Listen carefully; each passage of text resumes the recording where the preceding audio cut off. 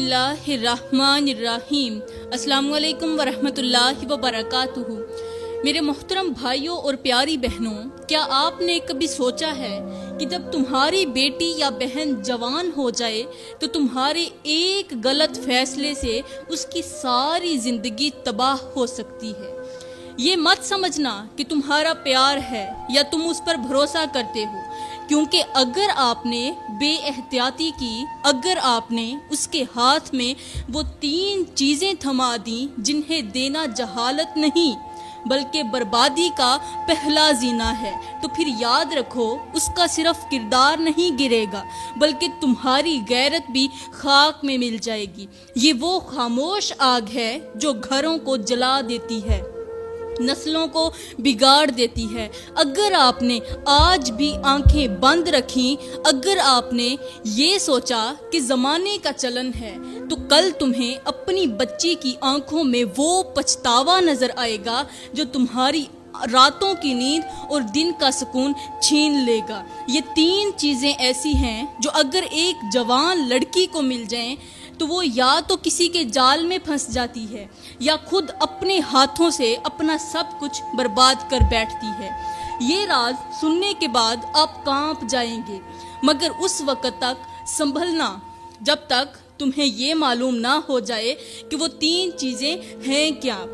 تو میرے محترم بھائیوں اور اسلامی بہنوں، اگر آج آپ نے اپنی بیٹی کی آنکھوں میں چمک دیکھی، اس کے لہجے میں اعتماد سنا، اس کے انداز میں جوانی کی خوشبو محسوس کی، تو پھر سن لو، وقت تمہارے دروازے پر دستک دے رہا ہے، اور اگر آپ نے اس دستک کو نظر انداز کر دیا تو یاد رکھو، وقت صرف دروازہ نہیں کھٹکھٹاتا، وہ تقدیر کے ورق بھی پھاڑ دیتا ہے۔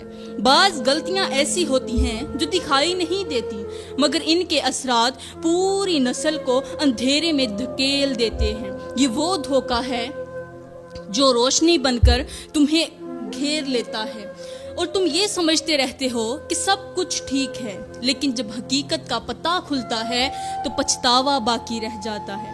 وہ پچھتاوا جو چھپ کر رونے نہیں دیتا اور سچ بول کر جینے بھی نہیں دیتا۔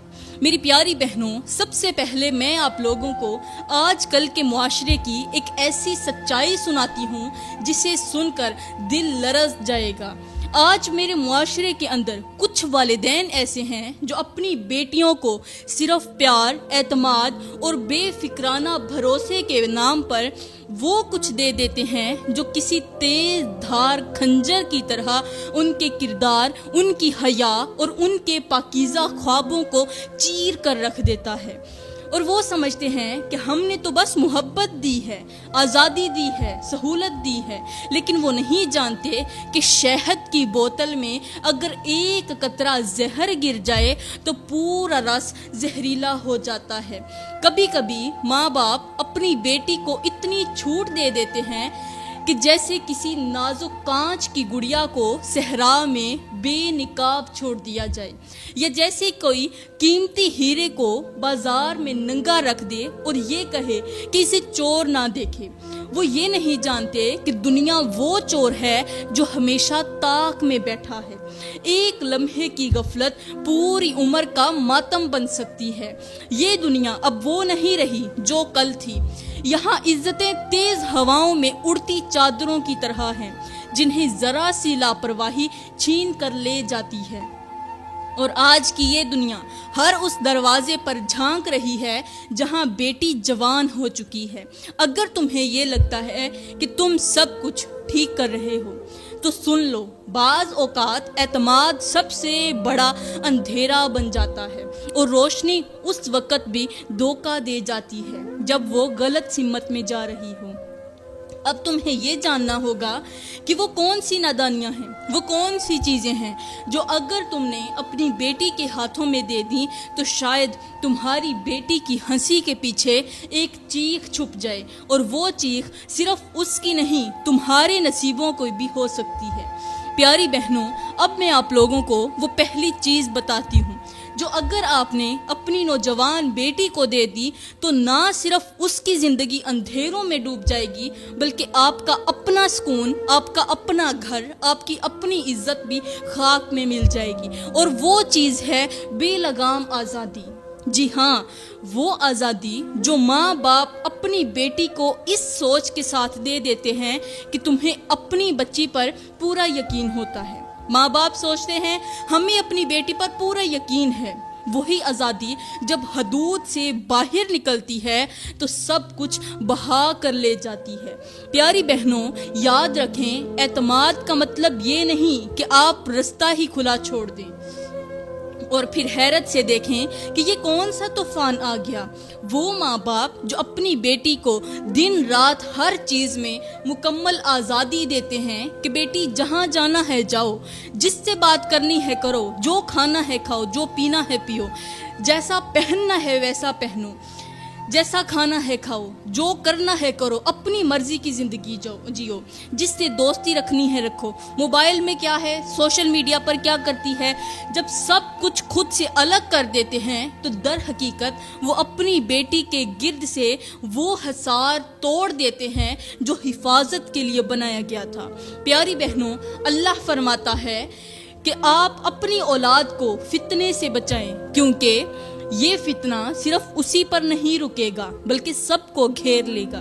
اب سوچئے، جب اللہ نے خبردار کیا ہے کہ اگر آپ نے صرف ایک فرد کو بے راہ رو چھوڑ دیا تو وہ بربادی سب پر اترے گی، تو کیا یہ دلیل کافی نہیں؟